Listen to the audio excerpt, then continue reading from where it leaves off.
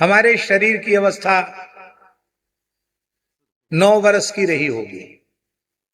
यज्ञोपवीत संस्कार हमारा हो चुका था 7 वर्ष की आयु में। अब 8-9 वर्ष के बच्चे को कितना ज्ञान होता है? ज्यादा ज्ञान तो होता है।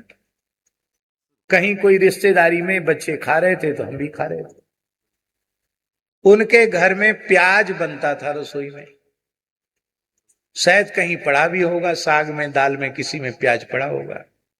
हमारे शरीर की माता जी ने देख लिया हूं भोजन करते हुए, एक थप्पड़ जमाई, बोले यहां घर की वस्तु कोई भगवान को भोग लगती नहीं, तुमने कैसे खाई? भले ही इसमें प्याज लहसुन ना हो, पर इनके बर्तनों में, घर में प्याज लहसुन आता है, तुमने क्यों खाए? और उनसे भी लड़ पड़ी कि हमारे बालक को तुमने भोजन कैसे कराया? बोले सब खा रहे थे, खिलाफ। बिल्कुल नहीं। हम कितना सावधानी से रखते हैं बच्चों के संस्कार बिगड़ने न पावे। हमसे बोले इसलिए तुमने जनेऊ कराया, जनेऊ बदलो।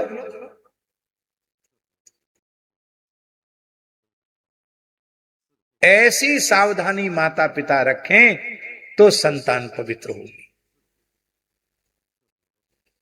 न गर्भ में सावधानी, न बचपन में सावधानी, न युवावस्था में सावधानी, फिर जब पूरे राक्षस हो जाते हैं तब कहते महाराज दिन चढ़े तक सोता है, जो नहीं खाना चाहिए वो खाता है, जो नहीं पीना चाहिए वो पीता है, किसी को नहीं मानता, मां नहीं मात पिता नहीं देवा, साधुन सन करवा वही सेवा, जिनके यह आचरण भवानी, ते जानो निश्चर संप्राणी।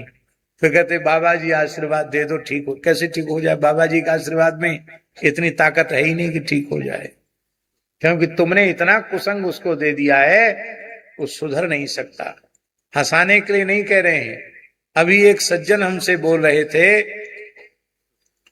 अत्यंत दुखी होकर के कि महाराज जी एक ही पुत्र को पढ़ने के लिए विदेश भेजा और हम बहुत अच्छे पवित्र संस्कार वाले, हमारे पिता पितामह बहुत पवित्र थे, पर एक ही पुत्र को पढ़ने के नाम पर विदेश भेजा। अब वह पूरी तरह से संस्कार भ्रष्ट हो चुका है। जो नहीं खाना चाहिए वो खाता है, जो नहीं पीना चाहिए वो पीता है, जो नहीं करना चाहिए वो करता है, और कभी कभार यहां आता है तो यहां भी उसके ऐसे ही आचरण रहते हैं। मैं बहुत दुखी रहता हूं, मैं क्या करूं? अरे भाई क्या करो? हमसे पूछते हो क्या करें? जाके प्रिय न राम वैदेही, तजिए ताही कोटि बैरी, समझ परम स्नेही। समझ लो मेरा पुत्र ही नहीं, मैं पुत्रहीन हूं, ऐसा समझ लो। आजकल तो पावर है, उसको अपने उत्तराधिकार से वंचित कर दो। अब पावर है कि नहीं? कानूनी हक है कि नहीं? यदि माता पिता की इच्छा के अनुरूप संतान नहीं है तो वो उसको अपने उत्तराधिकार से वंचित कर सकता है। भजन में लग जाओ। अब उसके लिए तुम रो रहे हो, अपना जीवन खराब कर रहे हो, ये क्या जरूरी है? ये थोड़ा रुपया पैसा बढ़ा नहीं किसी के पास कि फिर यहां पढ़ाई नहीं, सीधे विदेश भेजते। थोड़े मोड़े संस्कार परिवार के बच भी गए हों तो उन पर भी चौका लग जाए, इसके लिए विदेश भेज देते हैं।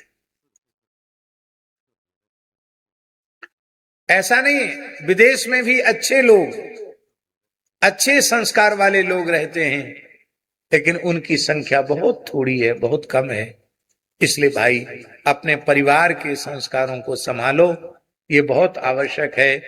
बोलो भक्तराज श्री ध्रुव जी महाराज की जय। माई मेरे श्याम लग्यो